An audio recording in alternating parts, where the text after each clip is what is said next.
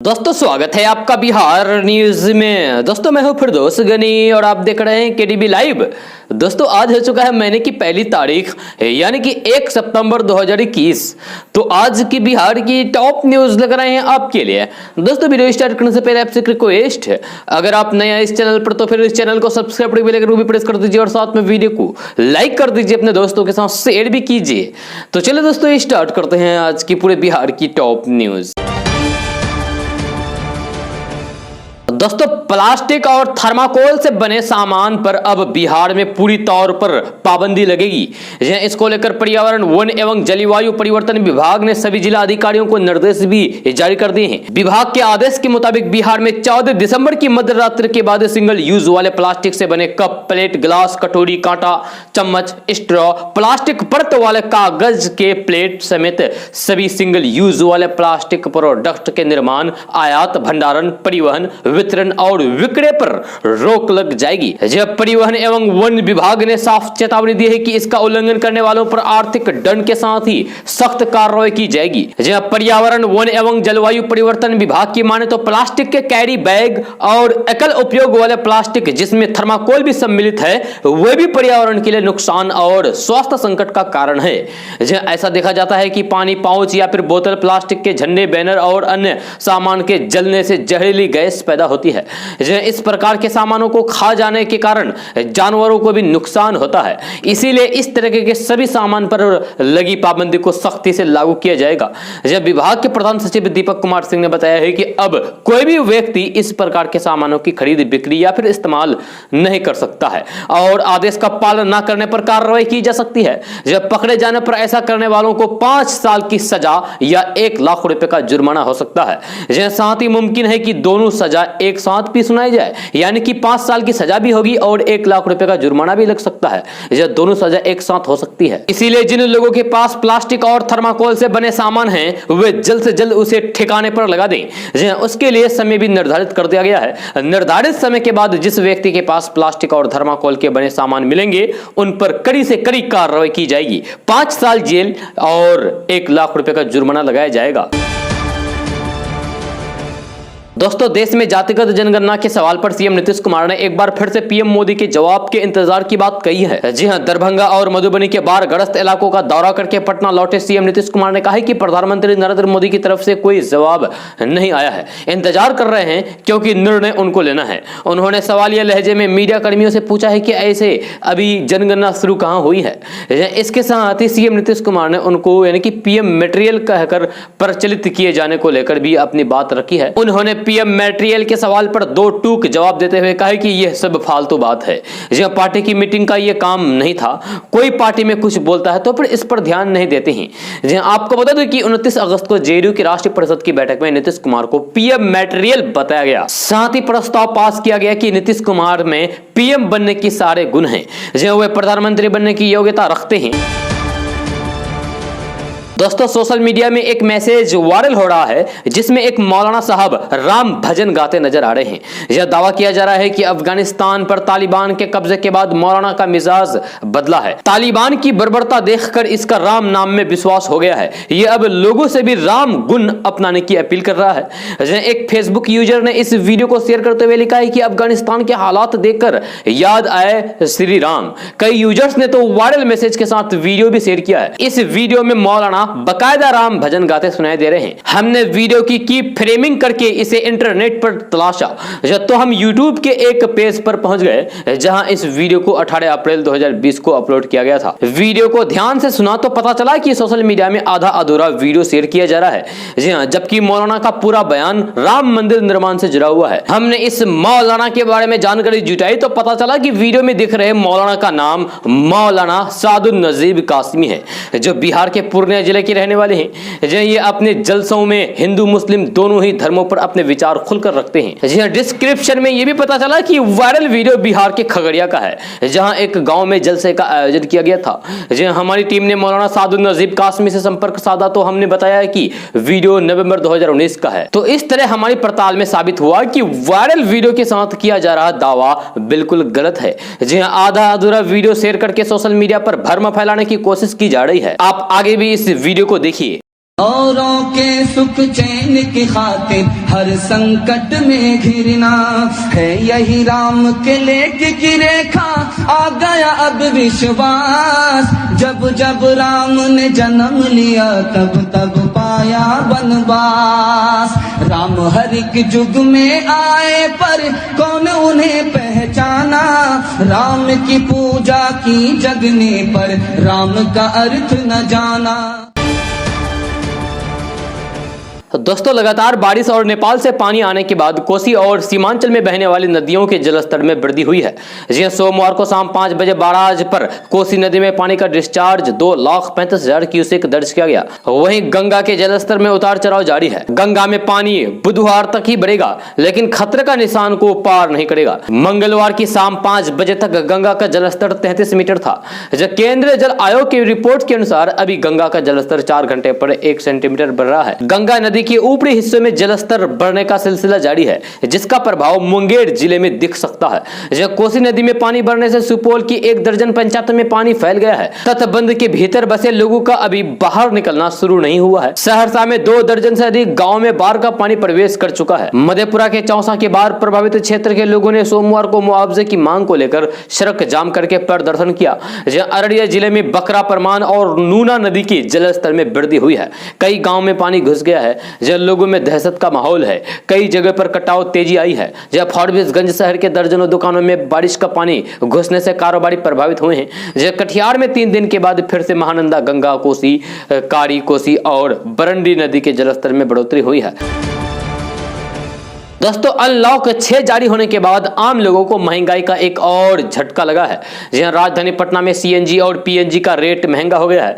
जब गेल कंपनी का कहना है कि अंतर्राष्ट्रीय बाजार में गैस की कीमतें बढ़ने की वजह से रेट बढ़ाना पड़ा है। जब गेल ने बताया है कि पटना में अब सीएनजी के दाम 1 रुपये प्रति किलोग्राम बढ़ गया है। इस बढ़ोतरी के बाद अब सीएनजी 62 रुपये 90 पैसे प्रति किलोग्राम के रेट पर मिलेगी। इसके अलावा पीएनजी का रेट 50 पैसे बढ़ाया गया है। पटना में सीएनजी और पीएनजी की कीमत 6 माह में बढ़ी है। वहीं पटना में पेट्रोल और डीजल के दामों में भी लगातार बढ़ोतरी देखी जा रही है। पटना में मंगलवार को पेट्रोल 103 रुपये 99 पैसे प्रति लीटर और डीजल 94 रुपये 75 पैसे प्रति लीटर रहा। क्रूड ऑयल की कीमतों में लगातार बढ़ोतरी की वजह से तेल के दाम आसमान छूए हैं। इससे पहले बिहार में चावल और चीनी के दामों में भारी बढ़ोतरी देखी गई थी। वहीं दैनिक जरूरत के सामान के भाव भी बढ़े थे। हालांकि सरसों तेल की कीमत अब लगातार कम हो रही है। कोरोना और लॉकडाउन के बाद महंगाई लगातार आम आदमी को झटका दे रहा है। आपको बता दें कि बिहार सरकार ने पिछले दिनों अनलॉक 6 का गाइडलाइंस जारी किया था, जिसमें बिहार में सब कुछ ओपन करने का निर्देश दिया गया था। जब बिहार में करीब 6 महीने बाद मंदिर से लेकर कोचिंग और परिवहन सेवा खोलने की मंजूरी दी गई थी। दोस्तों, बिहार में पुलिस सेवा से रिटायर होने वाले लोगों को फिर से नौकरी करने का मौका मिलेगा। यह ताजा रिपोर्ट के मुताबिक नीतीश सरकार ने आपराधिक मामलों की जांच की निगरानी को लेकर एक टीम गठित करने का आदेश दिया है। इसमें रिटायर्ड पुलिसकर्मियों को भर्ती किया जाएगा। खबर के मुताबिक राज्य मुख्यालय स्तर पर एक एसपी 60, डीएसपी 13, इंस्पेक्टर 8, एएसआई और 11 सिपाही के पद सृजित करने की स्वीकृति दी गई है। साथ ही साथ 21 कंप्यूटर ऑपरेटर और 8 चालक सिपाही का भी पद सृजित किया गया है। इन पदों को जल्द से जल्द भरा जाएगा। दोस्तों, बिहार में प्राइमरी शिक्षकों के वेतन भुगतान को लेकर राशि जारी कर दी गई है। जब बिहार शिक्षा परियोजना परिषद ने समग्र शिक्षा के अंतर्गत कार्यरत प्राइमरी स्कूल के शिक्षकों को जून और जुलाई महीने का वेतन भुगतान को लेकर राशि उपलब्ध करा दी है। वेतन भुगतान के लिए 16 अरब 48 करोड़ रुपए जिलों में भेज दिए गए हैं। बिहार शिक्षा परियोजना परिषद के डायरेक्टर श्रीकांत शास्त्री ने सभी जिलों के डीपीओ स्थापना को इस संबंध में निर्देश दिया है। जब शिक्षकों के वेतन के पहले की अवशेष राशि का अपने स्तर से समीक्षा के निर्देश दिए गए हैं। दोस्तों, राजधानी पटना में स्थित एम्स हॉस्पिटल में वेंटिलेटर की बहुत कमी है। वेंटिलेटर की कमी के कारण 2 से 3 पेशेंट ने दम तोड़ दिया है। एम्स में वेंटिलेटर की व्यवस्था को लेकर नीतीश सरकार के दावे को झूठा बताते हुए डॉक्टर ने सवाल खड़ा कर दिया है और पूछा है कि बिहार में 13 करोड़ की आबादी में 500 वेंटिलेटर से क्या होगा। पटना एम्स में ये अगर 500 वेंटिलेटर भी मंगा दिया जाए तो ये बेड महज 15 दिन में भर जाएगा। पटना एम्स में कार्यरत डॉक्टर अनिल कुमार ने बिहार में नीतीश सरकार की कार्यशैली पर बड़ा सवालिया निशान खड़ा किया है। दरअसल एम्स के डॉक्टर अनिल कुमार और युवा बिहार पार्टी के राष्ट्रीय अध्यक्ष इंजीनियर राजकुमार पासवान की कॉल रिकॉर्डिंग सामने आई है, जिसमें डॉक्टर अनिल खुद कहते हैं कि पटना एम्स में वेंटिलेटर की कमी है। जो वेंटिलेटर नहीं होने के कारण ही 2 से 3 मरीजों की जान चली गई। जो युवा बिहार पार्टी के राष्ट्रीय अध्यक्ष इंजीनियर राजकुमार पासवान से बात करते हुए एम्स के डॉक्टर अनिल कुमार ने आगे कहा कि बिहार में 13 करोड़ की आबादी है। ऐसे में अगर सरकार 500 वेंटिलेटर का भी व्यवस्था करती है तो फिर ये बेड सिर्फ 15 दिन में ही फुल हो जाएंगे। डॉक्टर अनिल ने यह भी कहा कि इस बात को रिकॉर्ड कर लिया जाए, बिहार के सभी अस्पतालों में वेंटिलेटर की व्यवस्था करनी होगी।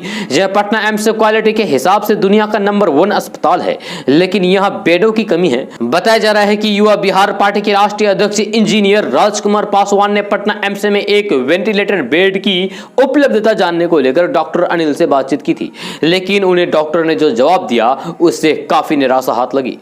उन्होंने कहा कि डॉक्टर के जवाब से यह स्पष्ट होता है कि बिहार के स्वास्थ्य मंत्री मंगल पांडे और सीएम नीतीश कुमार वेंटिलेटर की भी उपलब्धता को लेकर हवाई दावे कर रहे हैं। इस मामले में जब एक न्यूज चैनल से डॉक्टर अनिल कुमार से बात हुई तो फिर उन्होंने कहा कि उनके विभाग में ट्रामा में वेंटिलेटर है, लेकिन वेंटिलेटर की कमी है, बेडों की संख्या कम है। दोस्तों, बिहार पंचायत चुनाव 2021 की मतगणना इस बार जिला मुख्यालय में होगी। इस आशय का पत्र राज्य निर्वाचन आयोग ने जारी कर दिया है। आयोग ने सभी जिलाधिकारियों को भेजे पत्र में कहा है कि मत पेटियों को प्रखंड मुख्यालय की बजाय जिला स्तर पर ही संग्रह केंद्र बनाएं, वहीं पर ईवीएम और बैलेट बॉक्स को रखने की व्यवस्था करें। आयोग के निर्देश के बाद पटना में मतगणना की तैयारियों को लेकर अधिकारी चर्चा कर रहे हैं। दोस्तों, मुख्यमंत्री नीतीश कुमार मंगलवार दोपहर 1 बजे हेलीकॉप्टर से दरभंगा पहुंचे। यहां सीएम नीतीश कुमार कल फिर से मिशन बाढ़ राहत पर थे। इसी के तहत दरभंगा और मधुबनी का दौरा पहले से ही तय था। वहां पश्चिम बिहार में बनाए गए हेलीपैड पर उतरने के बाद वे मोटर बोट से अदलपुर और सोहर बाग की ओर रवाना हो गए। मुख्यमंत्री नीतीश कुमार ने बाढ़ में फंसे लोगों तक पहुंचकर उनका हालचाल जाना। अदलपुर तक जाने का रास्ता नहीं होने के कारण सीएम नीतीश कुमार को मोटर बोट से जाना पड़ा, जैसे कि आप अपने मोबाइल पर तस्वीर देख रहे हैं। अदलपुर में सीएम नीतीश कुमार ने बाढ़ से विस्थापित लोगों से मुलाकात करके मिलने वाली राहत की जानकारी ली। वहां कोरोना टीकाकरण कार्यक्रम के बारे में भी जानकारी ली। दोस्तों, बिहार में शराबबंदी कानून लागू है, इसके बावजूद भी शराब माफिया शराब की तस्करी करने से बाज नहीं आ रहे हैं। ऐसा ही मामला गया जिला के डोभी प्रखंड के अंतर्गत केसापी बुधनी बाजार में सामने आया है, जहां पुलिस ने 19 कार्टून यानी कि 228 लीटर बियर से लदे एक मिनी पिकअप को जब्त किया है। दोस्तों, जमीयत उलमाए हिंद के प्रमुख मौलाना अरशद मदनी की ओर से स्कूल कॉलेज की शिक्षा पर दिए गए बयान से बखेरा खड़ा हो गया है। दरअसल अरशद मदनी ने रविवार को कहा है कि को एजुकेशन नहीं होने चाहिए, यानी कि लड़के लड़कियों को अलग अलग स्कूल में भेजना चाहिए। जहां उनके इस बयान पर नेताओं धर्म गुरुओं की मिली जुली प्रतिक्रिया सामने आई है। जहां अरशद मदनी ने रविवार को कहा था कि लड़कियों को लड़के के साथ स्कूल कॉलेज नहीं भेजना चाहिए। उन्होंने सह शिक्षा को अनैतिक आचरण करार देते हुए गैर मुस्लिमों से भी इसका विरोध करने के लिए कहा था। उनकी मांग थी कि लड़कियों के लिए अलग स्कूल कॉलेज होनी चाहिए। जमीयत उलमाए हिंद के अरशद मदनी के बयान का समर्थन करने वाले भी सामने आए हैं। मुस्लिम धर्मगुरु मुफ्ती असद कासमी ने उनके बयान का समर्थन किया है। वही मौलाना खालिद रशीद फरंगी महली ने कहा है कि स्कूल तक को एड शिक्षा सही है, किंतु कॉलेज स्तर पर इस पर सोचना जरूरी है। वही केंद्रीय मंत्री मुख्तार अब्बास नकवी ने अरशद मदनी के बयान को लड़कियों के विरोध सोच वाला करार दिया है। उन्होंने कहा है कि देश संविधान से चलता है, शरीयत से नहीं। मुख्तार अब्बास नकवी ने कहा कि जो लोग शरीयत के डंडे से संविधान की मूल भावना पर हमला करने का प्रयास कर रहे हैं उसको कामयाब नहीं होने देंगे। मुख्तार अब्बास नकवी ने कहा कि ये लोग लड़कियों की शिक्षा के विरुद्ध हैं। ये लोग तय नहीं कर सकते हैं कि लड़कियां कहां पढ़ेगी। दोस्तों, बिहार में पीएम मटेरियल को लेकर चर्चा गर्म है। यह बिहार के मुख्यमंत्री नीतीश कुमार में उनकी पार्टी प्रधानमंत्री वाले सभी गुण देख रही है। यह 2 दिन पहले इसको लेकर जदयू की राष्ट्रीय परिषद की बैठक में बकायदा प्रस्ताव पर भी मोहर लग गई है। यह नीतीश कुमार ने भले पूछने पर कहा है कि वे पीएम को लेकर अभी सोच नहीं रहे हैं, पर उपेंद्र कुशवाहा ने दावा किया है कि बिहार सीएम भविष्य में बेहतर प्रधानमंत्री बन सकते हैं। बिहार में विपक्ष ने इस मुद्दे पर हमला करना शुरू कर दिया है। यह राष्ट्रीय जनता दल यानी कि राजद विधायक भाई वीरेंद्र ने तंज कसते हुए कहा है कि तख्ता पलट के बाद अफगानिस्तान में राष्ट्रपति का पद खाली है, नीतीश वहीं जाकर राष्ट्रपति बन सकते हैं। यह भारत में तो यह संभव नहीं है। जब विधानसभा चुनाव में तीसरे नंबर की पार्टी का कोई नेता सीएम की गद्दी पर बैठा है और ख्वाब पीएम वाले देख रहे हैं। राज्य की हालात खराब है। भाई वीरेंद्र ने आरोप लगाया है कि बिहार में हर विभाग के कार्य के लिए पैसे तय हैं, जब बिना घूस दिए कोई काम नहीं होता है। राजद विधायक भाई वीरेंद्र ने कहा है कि अफगानिस्तान में राष्ट्रपति की वैकेंसी है, नीतीश वही जाकर प्रेसिडेंट बन सकते हैं, यानी कि राष्ट्रपति बन सकते हैं। यहां ख्वाब ना देखें। दोस्तों, मोदी सरकार 1 अक्टूबर से लेबर कोड के नियमों को लागू कर सकती है। मीडिया रिपोर्ट्स की माने तो मोदी सरकार 1 जुलाई से लेबर कोड के नियमों को लागू करना चाहती थी, लेकिन राज्य सरकारों के तैयार नहीं होने के कारण इसे टाल दिया। जी, लेबर कोड के नियमों के मुताबिक कर्मचारियों के काम के घंटे बदलकर 12 घंटे हो सकते हैं। जल्द ही सरकारी और प्राइवेट सेक्टर के कर्मचारियों को अपनी सैलरी, ग्रेचुइटी और भविष्य निधि यानी कि पीएफ में बड़े बदलाव देखने को मिल सकते हैं। लेबर मिनिस्ट्री के मुताबिक सरकार लेबर कोड के नियमों को 1 जुलाई से नोटिफाई करना चाहते थे, लेकिन राज्यों के इन नियमों को लागू करने के लिए और समय मांगा, जिसके कारण इन्हें 1 अक्टूबर तक के लिए टाल दिया गया। अब लेबर मिनिस्ट्री और मोदी सरकार लेबर कोड के नियमों को 1 अक्टूबर तक नोटिफाई करना चाहती है। संसद ने अगस्त 2019 को 3 लेबर कोड, इंडस्ट्रियल रिलेशन, काम की सुरक्षा, हेल्थ और वर्किंग कंडीशन और सोशल सिक्योरिटी से जुड़े नियमों में बदलाव किया था। ये नियम सितंबर 2020 को पास हो गए थे। ये नए ड्राफ्ट कानून में कामकाज के अधिकतम घंटों को बढ़ाकर 12 करने का प्रस्ताव पेश किया गया है। हालांकि लेबर यूनियन 12 घंटे नौकरी करने का विरोध कर रही है। ये लेबर कोड के ड्राफ्ट नियमों में 15 से 30 मिनट के बीच के अतिरिक्त कामकाज को भी 30 मिनट गिनकर ओवर टाइम में शामिल करने का प्रावधान है। यह मौजूदा नियम में 30 मिनट से कम समय को ओवर टाइम योग्य नहीं माना जाता है। ड्राफ्ट नियमों में किसी भी कर्मचारी से 5 घंटे से ज्यादा लगातार काम करने की मनाही है। यह कर्मचारियों को हर 5 घंटे के बाद आधा घंटे का रेस्ट देना होगा। दोस्तों, यदि आपके घर में कोई गैस रिपेयर करने वाला आए तो फिर जरा सावधान रहिएगा।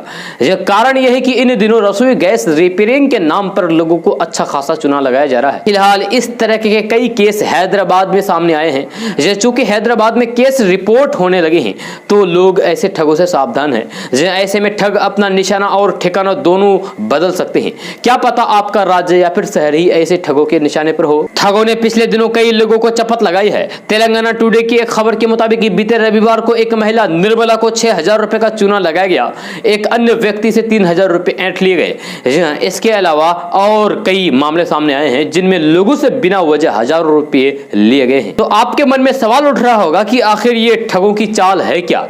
तो ये समझ लेना बहुत जरूरी है कि आखिर ये ठग किस तरीके से लोगों की जेब से पैसे निकाल रहे हैं। इनका काम करने का तरीका क्या है। दरअसल गैस रिपेयर टेक्नीशियन बनकर लोगों के घर जाते हैं। घर के लोगों को बताया जाता है कि वे उनके गैस कनेक्शन का इंस्पेक्शन करने आए हैं। बस एक बार यदि वे घर में प्रवेश कर गए तो फिर गैस कनेक्शन में कोई ना कोई प्रॉब्लम बताकर और उसे ठीक करने के नाम पर पैसा लेकर ही बाहर निकलते हैं। जब ठग एक घर में पहुंचे, एक महिला ने दरवाजा खोला तो ठगों ने बताया कि वे एक प्राइवेट गैस एजेंसी से आए हैं और गैस की जांच करनी है। महिला ने उन्हें घर में आकर गैस की जांच करने की अनुमति देती है। गैस की जांच के दौरान ठगों ने बताया है कि गैस में खतरनाक लीकेज हो रही है और इसमें कभी भी आग लगकर ब्लास्ट हो सकता है। ये बात सुनकर महिला घबरा गई। यह ठगों ने इस प्रॉब्लम को फेस करने के लिए 6,000 रुपए की लागत बताई। चूंकि महिला घबराई हुई थी तो उसने पैसे दे दिया। इस तरह के फ्रॉड अब धीरे धीरे बढ़ रहे हैं। यदि कोई भी व्यक्ति आपके घर में विजिट करता है और गैस इंस्पेक्शन की बात कहता है तो आपको तुरंत सावधान हो जाना चाहिए। सबसे पहले अपनी गैस एजेंसी का नंबर डायल करें और पूछें कि क्या उनकी तरफ से किसी को गैस की जांच के लिए भेजा गया है या नहीं। यदि नहीं भेजा गया तो फिर उस व्यक्ति को तुरंत घर से बाहर जाने को कहें। सुरक्षा के नजरिए से ये दूसरा काम आपको ये करना चाहिए कि अपने गैस कनेक्शन और स्टोव की समय समय पर जांच करते रहें। इसके लिए आपको ऐप या फिर फोन करके रिक्वेस्ट करनी होगी। कंपनी का कर्मचारी आएगा और अच्छे से जांच करेगा। ऐसे में कोई आपको यह कहकर चूना नहीं लगा सकता कि लंबे समय से आपने अपने चूल्हे की जांच नहीं करवाई। दोस्तों प्रसिद्ध कल की पीठ पीठासी धीरेन्द्र आचार्य और कांग्रेस नेता प्रमोद कृष्ण ने समाजवादी पार्टी और भाजपा पर जमकर निशाना साधा है। उन्होंने कहा है कि भाजपा देश के मुसलमानों को बदनाम कर रही है, देश के मुसलमानों को तालिबान से जोड़कर देख रही है, जबकि देश के मुसलमानों का तालिबान से कोई लेना देना नहीं है। उन्होंने कहा है कि देश का मुस्लिम वीर अब्दुल हमीद, अबुल कलाम आजाद, अशफाकुल्लाह खान, एपीजे अब्दुल कलाम को अपना आदर्श मानता है। उसके बावजूद भी देश के मुसलमानों को षड्यंत्र के तहत भाजपा बदनाम कर रही है। उन्होंने कहा है कि सपा सांसद शफीकुर रहमान जैसे समाजवादी पार्टी अनेक नेता है जो भाजपा को फायदा पहुंचाने के लिए काम कर रहे हैं। भाजपा मुसलमानों को दहशतगर्द और तालिबान से जोड़कर बदनाम कर रही है, जबकि देश के मुसलमानों को इससे कोई लेना देना नहीं है। दोस्तों अफगानिस्तान से आए एक फोन कॉल ने उत्तर प्रदेश के कानपुर पुलिस और प्रशासनिक अधिकारियों की नींद उड़ा दी है। जहां फोन करने वाली युवती ने खुद को कानपुर की बेटी बताते हुए मदद मांगी है। युवती ने जो कुछ बताया है उससे मानव तस्करी की आशंका के चलते कई अन्य लड़कियों की भी तालिबानी कब्जे वाले अफगानिस्तान में फंसे होने का अंदेशा है। जहां बहरहाल पूरे मामले में विदेश मंत्रालय को अवगत कराने के साथ ही काबुल रेस्क्यू टीम को भी सूचना दे दी गई है ताकि उन्हें वहां से बाहर निकाला जा सके। मीडिया रिपोर्ट्स के मुताबिक हिना नाम की युवती ने अफगानिस्तान से कानपुर में अपने परिवार को फोन करके अपने साथ हो रही ज्यादती की जानकारी दी। हिना की मां समीरुन निशा ने बताया है कि उनकी बेटी काबुल से 80 किलोमीटर दूर जुरमुट में फंसी हुई है, जहां उसे वहां पर बंधक बनाकर रखा गया है। हिना वहां कैसे पहुंची है, इस सवाल पर समीरुन निशा ने बताया है कि उसके शौहर की मौत हो चुकी है। 4 भाई और 3 बहनों में हिना सबसे बड़ी है। 2013 में हिना मुंबई में थी और वहां उसकी अफगानिस्तान के एक लड़के से मुलाकात हुई। दोनों ने बाद में प्रेम में विवाह कर लिया। समीरुन निशा ने आरोप लगाया है कि बेटी की पति ने उसे धोखा दिया और अफगानिस्तान ले जाकर बेच दिया। इसके बाद आरोपी मुंबई में ही रह रहा है, जबकि उनकी बेटी अफगानिस्तान में बंधक बनाकर रखी गई है। दोस्तों देश में कोरोना संक्रमण की वजह से सीमित संख्या में ट्रेनों का परिचालन किया जा रहा है। यह यात्रियों की परेशानी को देखते हुए कुछ विशेष ट्रेनों को शुरू करने की घोषणा की गई है और आने वाले दिनों में कुछ और ट्रेनें घोषित की जाएगी। इसीलिए त्योहार के दिनों में यात्रा करने के लिए ट्रेनों में कंफर्म टिकट मिलना मुश्किल हो रहा है। यह सबसे ज्यादा भीड़ पूर्वी दिशा की ओर चलने वाली ट्रेनों में है। यह दशहरा, दीपावली और छठ पूजा के समय पूर्व दिशा की ओर जाने वाली अधिकांश ट्रेनों में जगह नहीं है। यह सभी ट्रेनों में सिर्फ कंफर्म टिकट लेकर ही यात्रा कर सकते हैं। यह ट्रेनों की संख्या कम होने से यात्रियों को ज्यादा परेशानियों का सामना करना पड़ रहा है। यह लोगों को घर जाने के लिए कंफर्म टिकट नहीं मिल पा रहा है। रेलवे अधिकारियों का कहना है कि उत्तर रेलवे की ओर से 40 जोड़ी त्योहार स्पेशल ट्रेनें चलाने का फैसला किया गया है। इनमें से कई ट्रेनों की घोषणा कर दी गई है। जल्द ही अन्य ट्रेनों की घोषणा और की जाएगी। यदि जरूरत पड़ी तो विशेष ट्रेनों की संख्या बढ़ाई भी जाएगी। प्रत्येक रूट का सही से आकलन किया जा रहा है। त्योहार के दिनों में टिकट की दलाली करने के लिए दलाल सक्रिय हो जाते हैं। इसे ध्यान में रखते हुए रेलवे सुरक्षा बल और रेल कर्मचारियों की विशेष टीम बनाई जा रही है।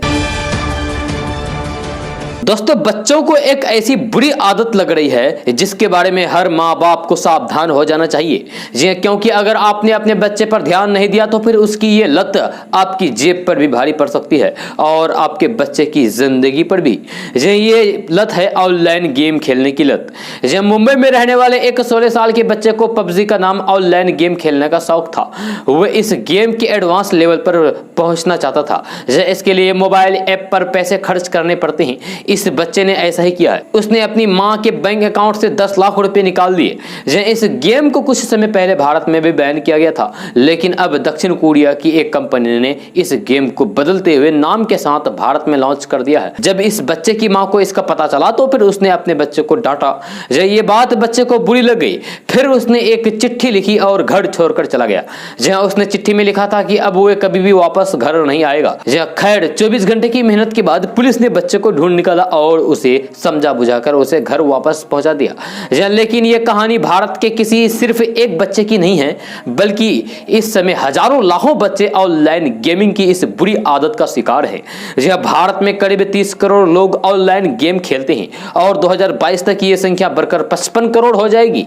फिलहाल भारत में ऑनलाइन गेमिंग का बाजार 7 से 10 हजार करोड़ रुपए के बीच है, जो अगले साल करीब 29,000 करोड़ रुपए तक पहुंच जाएगा। ऑनलाइन गेम खेलने वालों में से करीब 46% लोग ऐसे हैं जो गेम जीतने के लिए या उसकी एडवांस स्टेज में पहुंचने के लिए पैसे भी खर्च करने को तैयार रहते हैं। गेमिंग आदत की यह समस्या सिर्फ भारत में ही नहीं है। यह पिछले साल ब्रिटेन में हुए एक सर्वे में हर 6 में से एक बच्चे ने यह माना था कि उन्होंने गेम खेलने के लिए अपने माँ बाप का पैसा चुराया है। इसके लिए ज्यादातर बच्चों ने अपने माँ बाप के डेबिट या फिर क्रेडिट कार्ड का इस्तेमाल किया है।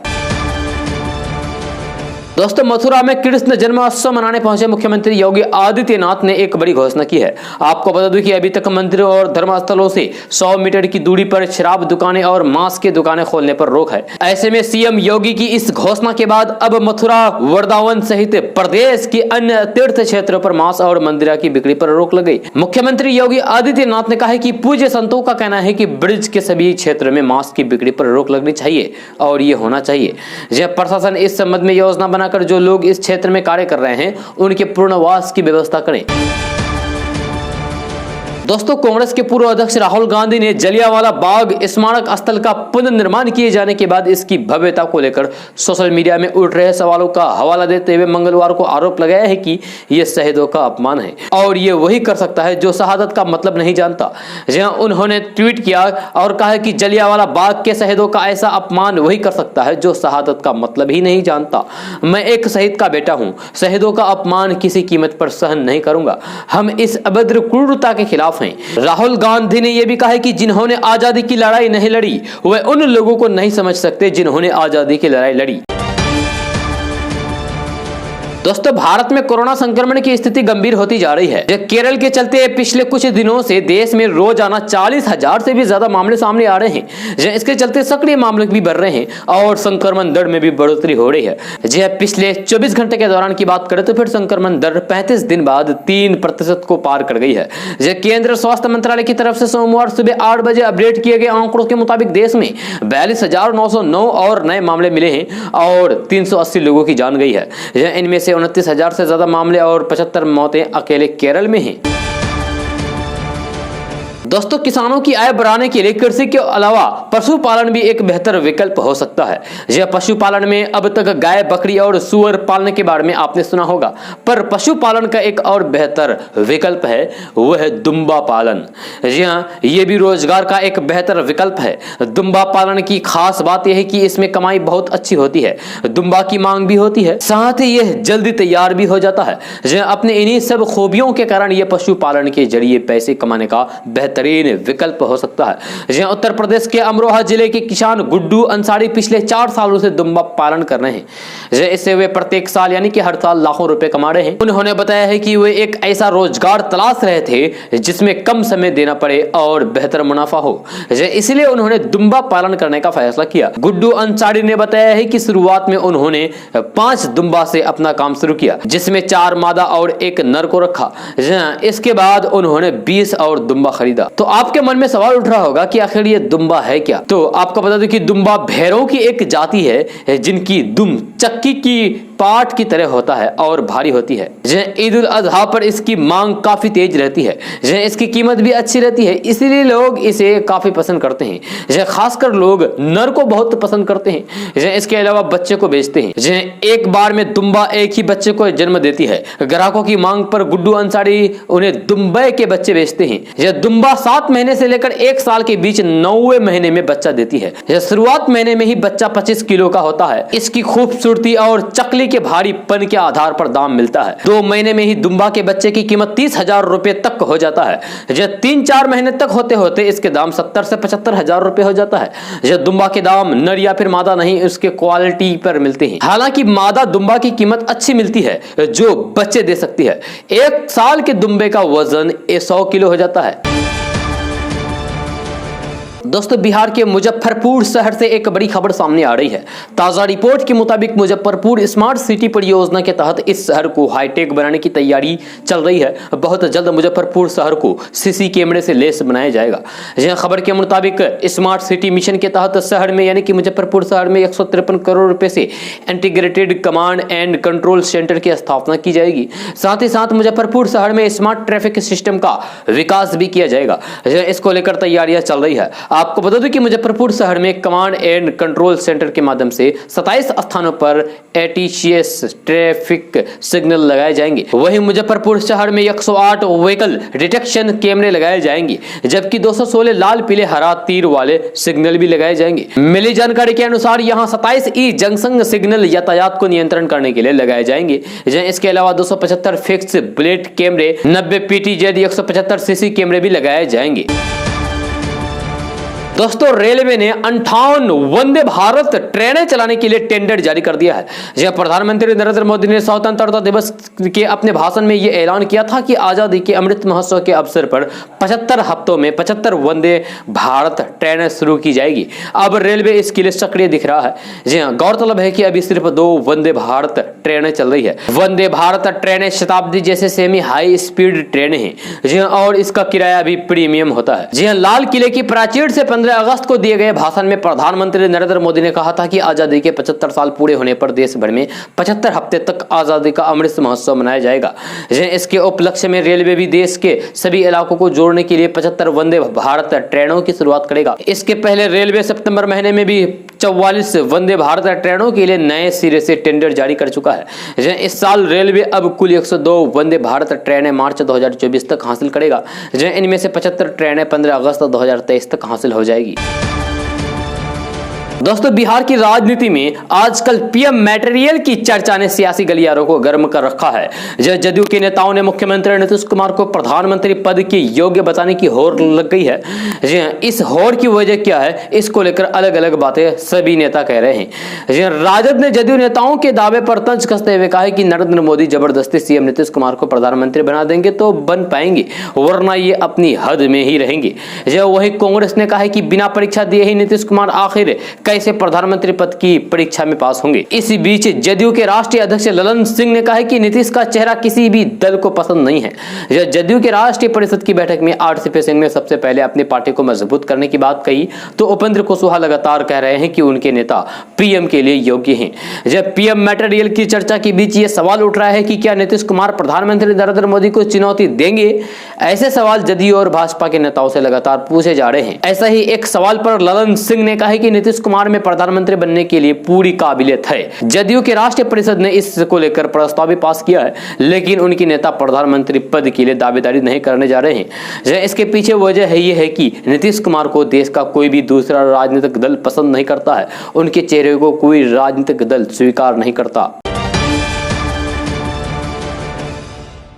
दोस्तों, आज का न्यूज़ बस यहाँ तक। कैसा लगा जरूर अपना सुझाव दीजिएगा नीचे कमेंट बॉक्स में कमेंट करके। अगर आप नए आए इस चैनल पर तो फिर चैनल को सब्सक्राइब भी लेकर भी प्रेस कर दीजिए और साथ में वीडियो को लाइक कर दीजिए, अपने दोस्तों के साथ शेयर भी कीजिए।